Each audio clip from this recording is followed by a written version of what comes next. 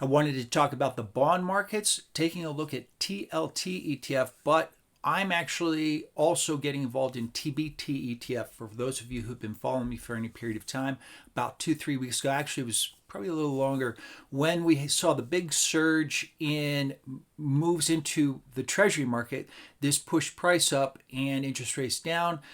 And I figured I'd take profits on my TBT ETF position at that point, thinking I'll go ahead and buy on the dip. I thought that was a big surge. We saw about a $5 move, and I took it. Now, I'm glad I did, obviously, and I'm getting a lot of messages from guys out there saying, wow, good call, good call. I got lucky because almost immediately after I hit that button, of course, we saw a seizure in the bond market. Now, I want to break down the bond market, and I specifically want to talk about price. This is something I don't normally bring into these videos, but I want to break down par, above par, or below par. Talk about that so that you can look at price for a bond and understand pricing, premium, discount, things like this, so you can glance at it and ask the question, what's going to happen next? And this is something I'm kind of looking at. Bond prices right now are at discount, meaning they're below par. And I'll break that down. Now, we have a ton of economic indicators coming out. Walmart, of all things, would be considered an economic indicator. They released their earnings on Thursday, the 15th. Then the very next day, we get University of Michigan consumer sentiment, which has been over the past 3 months consistently moving lower and lower and lower. You may recall in January when Walmart released their earnings in January, they said effectively the U.S. economy is stretched. The consumer is starting to really feel a lot of everything that's going on with the economy. And that sent Walmart stock lower. The stock market itself moved lower. That was in January. The very next day, University of Michigan consumer sentiment came out and reiterated that consumer sentiment was declining. We've had 3 months since then. We've also had tariffs hit in April. So Thursday and Friday could be significant players for what's going to happen with the stock market this week and how that will shift and affect the bond market. Let's jump in. There's a lot to break down, but I do want to take a look at all these components as to what's going to happen next. The policies are shifting as quickly as the wind is blowing. And staying on top of this is difficult. You've got to maintain consistency in your overall belief and sort of step away from all the noise that's happening from one day to the next. Stock market is rallying somewhat, but I think this is played out that all of the policy shifts now are going to be the focus of what happens next. Let's jump in. I'll break down TBT ETF and how I'm playing that versus buying on the dips on TLT ETF, because I think that's going to have a lot more to go. Let's jump in. All right, a bit of a lengthy intro there. There's just simply so much going on, and there's so much to be kind of considering at this point, especially with how the consumer feels. And that's such an important thing. This is a look at my website, dhtayloranalysis.com. I am prioritizing my Substack newsletter. If you're looking to get this content sent to you, please, by all means, the links are down below. Make certain to hit the like and follow button and hit that link. It'll send you over to my website /Substack newsletter, where you can sign up for the free email newsletter. You get the video sent to you automatically wherever you're finding this, whether it be Facebook, LinkedIn, YouTube, or Substack. Make certain to subscribe along with that. And this kind of gives you an idea. That one most important economic indicator for the stock market. This is the, of course, the University of Michigan consumer sentiment plus Walmart. For now, let's take a look at, this is SPY ETF over the past, this literally starts at January. Roughly, I want to say it's the 15th or 16th of January when Walmart released their their financials for the year. They said effectively that their fastest growing segment was families earning 6 figures plus, not your traditional Walmart sort of shopper. So that was kind of alarming because the rest of the segments were either flat or declining, and that tends to be Walmart's shopper. Nonetheless, Walmart felt that they could continue growing that segment, the six-figure segment. But if they're becoming Walmart shoppers, that should be like, wow, really? That should be something that you could be considering, that all the economic policies are shifting things. But I want to point one thing out. This was in January. All right. We had this massive buildup prior to the tariffs, and this is such a key thing to kind of keep in mind. We have seen imports into the United States grow by nearly 2x. Some of these numbers are astounding, and it drove the deficit, the import deficit, down to historic levels that are eye popping. That was a tremendous amount of economic activity. China had to build it, then shipped it. Then the United States, inside this country, started, distributing all these products throughout the United States, all the way through to January. We continued that all through January, February, and March. During that period of time, Walmart came out and said, yeah, the consumer, not exactly looking great. With this tremendous buildup, that's something that I think needs to be highlighted as such a key factor that it seems to be overlooked in a lot of analysis I'm looking at. Because now we no longer have that activity. The tariffs themselves have obviously been reduced significantly, and because of that, because of the reduction in the tariffs to slightly more normalized numbers, China's now down to 30%, but it's pretty much across the board 10%. This will have the effect of a modest normalization, but it will restrict economic activity broadly throughout the United States of America. So I don't see the S&P 500 topping out and hitting historic all-time highs. I think that we've seen a reaction from policy shifts, a lot of backing off, realization that, you just cannot throw a bunch of policy out there and expect that the economy will continue status quo, zero speed bumps. The speed bumps were so ginormous that the backpedaling is extraordinary, fortunately for us and the economy. I don't see the stock market moving much beyond this, despite notwithstanding the shifts from China. Friday, University of Michigan consumer sentiment hits. This chart here shows U of M sentiment versus the year-over-year growth rate of personal expenditures. Now, anybody who's been following me for any period of time, these are the economic indicators that I kind of gear towards. If you want to know how the economy is doing, one of the first stops should be the money supply. Is the money supply growing at a faster pace than the year before or a slower pace? Is it negative? If we have an expanding money supply and it's expanding, say, above median, then effectively there's enough activity within the economy that we are going to see the economy expand at an above median pace. Two other things I look at: money supply is one thing. The next thing, how's the consumer doing? In the United States of America, the consumer drives 72% of the economy. So if incomes are expanding at a pace that is above median, what will happen is expenditures will follow suit, and this drives economic activity here in the United States and then throughout the world. China, of course, is bringing those products over to us. Personal incomes is starting to decline. Since the latest pop higher, personal incomes and personal expenditures have not crossed the median level. These are below median paces. Then the tariffs. The bar down there for University of Michigan consumer sentiment, you can clearly see the strong correlation between how the consumers feel and their pace of expenditures. Now, that is driven by, of course, personal incomes which we're starting to see sort of a peaking in employment.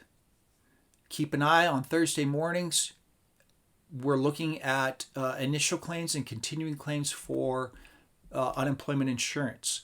If we see a spike in unemployment insurance initial claims, we're then seeing the decline in employment overall. Then continuing claims. So you file your claim at one point, and then the very next week, if you're still on that, you become a continuing claim. We're seeing that trending slightly higher. So we've seen an employment situation that was well above full employment. We're at least getting closer to normalization numbers, and that might not be detrimental to the overall economy, but the pace is slowing down, and that's probably the key thing. Sentiment has plummeted, as this chart will show. So Thursday, Friday, we're going to get a couple. Walmart is Thursday evening.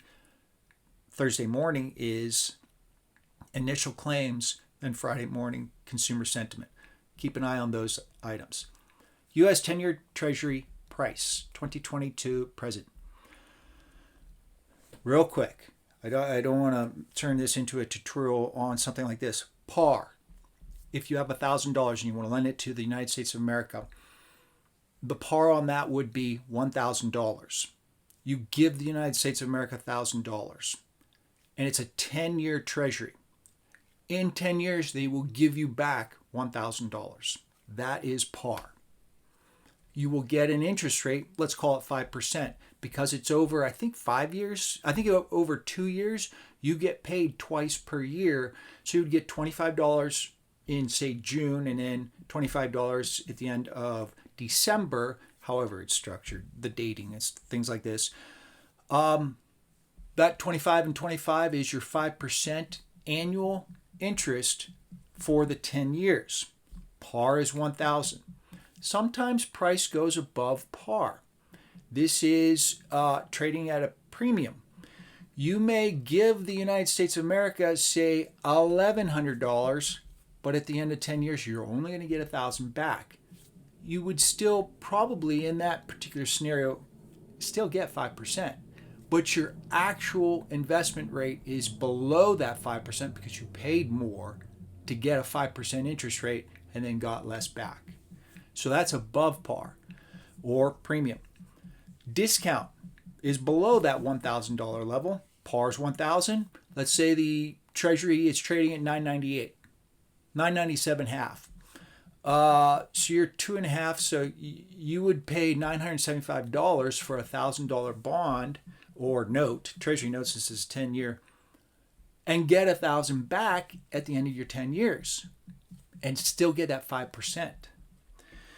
Now, as we've moved below par, I fear this, not fear, this could be a shift that is so important to TLT ETF simply because of this one particular thing going on.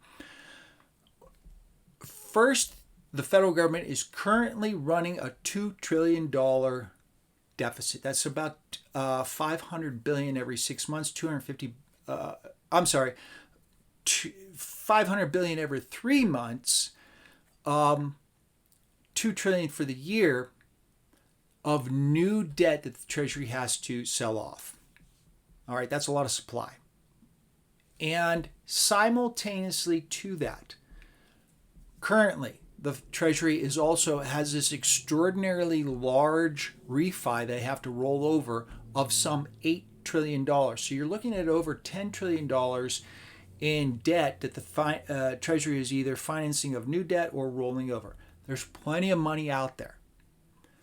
But for anybody looking to buy TLT ETF, understand that there's a lot of pressure downward on US Treasury prices because there's so much supply. And since the US and China have sort of sorted things out, that rush into Treasuries, which pushed prices well above par, which on this chart you're looking at 106 was the big pop up. Clearly we've been there before. This isn't a big, there isn't any kind of drastic moves, but keep this as a concept. If you're sitting there saying, I want to buy TLT on the dip, Well, where exactly is it going to dip? We could considerably move lower given some of the things that are going on. There's one more thing. The economy will slow down. We are at full employment. Now we've got a lot of speed bumps with tariffs and things like this, policy shifts. Investment is kind of lagging because no one understands what policy is going to happen in 5 more minutes. So this will be a drag on economic activity, which would mean there's going to be less tax take for the federal government, notwithstanding their tariffs, and that could push price lower. Now the tariff thing, they're looking to bring in about $350 billion annually off these tariffs. So that $2 trillion, you can lob off $350 billion right there. Not bad. $1.65 trillion is now the deficit. They're looking to the cuts to Medicaid, Medicare, and all that is looking to bring in probably another $100 billion in cost-cutting measures there. Doge is a joke. They're saying they've saved $400 billion. Yeah, for about 5 minutes. Oftentimes they'll cancel a contract, and then 3, 4, 5 days later, it's back on the books. So they claim that 400, but then they don't subtract it. There's no savings there. If you really want to cut things, go straight to defense. They don't really want to cut things. They want to raise defense by another $150 billion. So you got that $350 billion in tariffs coming in. You can take off $150 billion because that's what they want to push the defense expenditures higher. Now, we've been told since 1981 that because we're going to spend so much more on defense, the economy will just skyrocket, and this will make up everything in tax revenue. I would like to point out that that never really actually occurred. If you look at the debt to GDP ratio, starting in 1981, we went from about 20% to where we're now about 122%. You can say those things as long as you want. The data says that didn't work, plain and simple. And they're telling us this again for about the 8th time. Debt to GDP, we're at 122. I expect we clear 140, pushing 150 by the end of Trump 2.0. That is not positive for this economy at all. So I don't expect the US 10-year Treasury to kind of move back upward price-wise. Interest rates will likely shift higher, which would bring price back up to par. Let's see how that plays out. Tons of supply out there, lots of shifting going on. I think there's about 10 days left, and the federal government wants to kind of have everything shored up with regard to their budget. I don't think they make that deal. We got inflation the other day. Things are looking good. This by no means will allow the Federal Reserve to lower interest rates. In fact, because of the tariffs, we will see an increase in price pressures across the board. The Federal Reserve may sit there and say, we're just going to wait and see. We're just going to wait and see. We're just going to wait and see. So that they don't have any effect on the economy because of the price pressures, even though these price pressures are going to be one-time deals. So that's something I'm kind of incorporating into my analysis and how that will probably factor into, say, investing in TLT ETF, buying on that dip. I just don't think that we're there yet for a period of time. Towards the end of this year, buying on the dip for TLT may be a player. For now, I've been long TBT. I've been playing TBT ETF significantly, and that one has been playing out. I just wanted to kind of highlight that we are down to about 2.3% on the core rate for inflation, but we're still running a bit hot.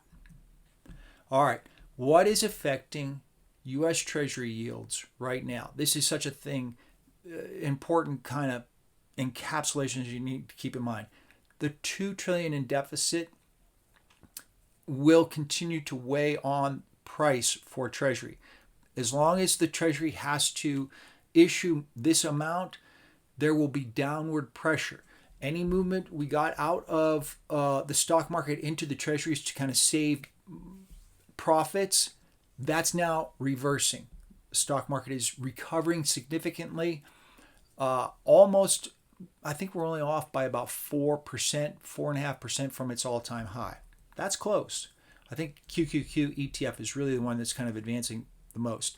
That 2 trillion, I expect that to balloon over the course of the following 3 years. That the deficit, they're just going to make a bigger hole. We go backwards in time. These policies that we're seeing, these are the same types of policies Reagan told us back in 1981. And the budget was roughly, if you look at the budget to GDP percentage, it's kind of flatline. There's really no growth whatsoever in the budget in any way versus GDP growth. The only thing that's happened is tax take has declined on a percentage basis, and the deficit has continued to spike upward throughout the past 45 years. Clinton had a booming economy where money from around the world was rushing into the dot-com era. Outside of that, Bush Sr. slashed some things, and that created a recession, and then he lost his election to Clinton. That really was kind of the factor, what got everything going on there.